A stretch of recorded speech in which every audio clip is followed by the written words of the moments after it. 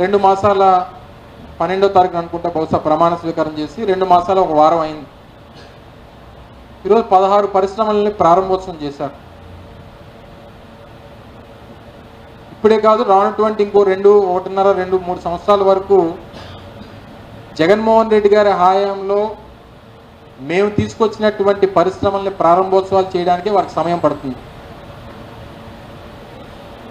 ఇదేదో ఆయన బ్రాండ్ని చూసి వచ్చినట్టుగా వారు మాట్లాడుతున్నటువంటి మాటలు చూస్తే కాస్త ఆశ్చర్యానికి గురి చేస్తుంది. ఎందుకంటే కనీసం ఒక 100 కోట్ల రూపాయలు పెట్టుబడి పెట్టి ఒక పరిశ్రమ పెట్టాలన్నా కనీసం 6 నెలల నుంచి సంవత్సరం సమయం పడుతుంది.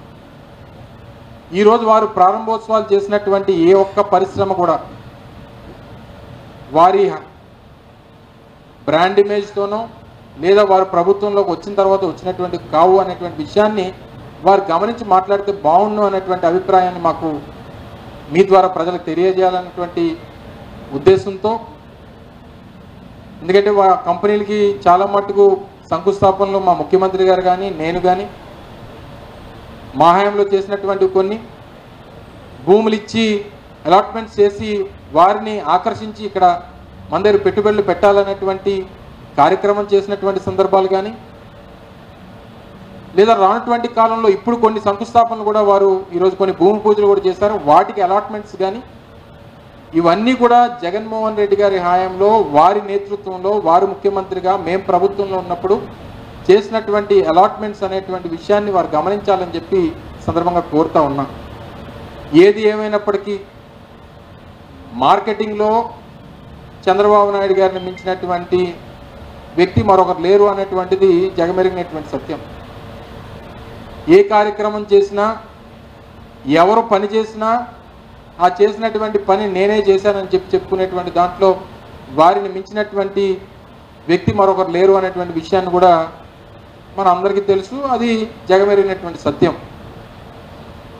ఉదాహరణకి భోగాపురంలో నిర్మిస్తున్నటువంటి ఎయిర్పోర్ట్ కానివ్వండి, లేదా శ్రీకాకుళం మూలపేటలో నిర్మిస్తున్నటువంటి పోర్టు కానివ్వండి, లేదా మచిలీపట్నంలో నిర్మిస్తున్నటువంటి బందర్ పోర్టు కానివ్వండి, ఇప్పటికే నిర్మాణం పూర్తయినటువంటి రామాయపట్నం పోర్టు కానివ్వండి, వీటన్నిటికీ కూడా ఈ రాష్ట్రంలో ఇంత పెద్ద ఎత్తున ఇన్ఫ్రాస్ట్రక్చర్ డెవలప్మెంట్కి ముందడుగు వేసినటువంటిది వైఎస్ జగన్మోహన్ రెడ్డి గారు అనేటువంటి విషయాన్ని మీ ద్వారా మరొకసారి తెలియజేస్తా ఉన్నాం.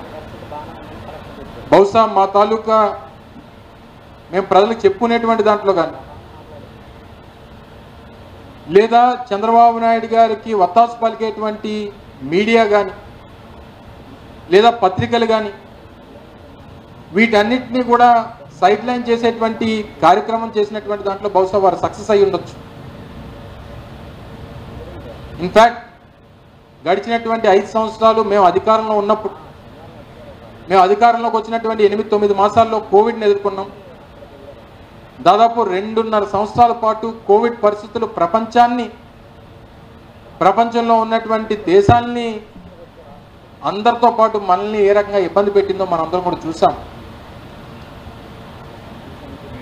పెట్టుబడులు పెట్టేటువంటి దానికి మన దగ్గరే కాదు, దేశంలో కానీ మిగిలినటువంటి దేశాల్లో కానీ కోవిడ్ పరిస్థితుల నుంచి బయటపడేటువంటి దానికి ఏ రకమైనటువంటి ఇబ్బందులు పడ్డామో మనం చూసాం. అయినప్పటికీ అనేక రకాలైనటువంటి పెద్ద పెద్ద సంస్థలతో వారితో చర్చలు జరిపి, ఇన్ఫ్యాక్ట్ 2023 మార్చి 3-4 తారీఖుల్లో విశాఖపట్నం వేదికగా గ్లోబల్ ఇన్వెస్టర్స్ సమిట్ నిర్వహించి దాదాపు 386 పైచీలకు ఎంఓయూస్ చేసుకొని కొన్ని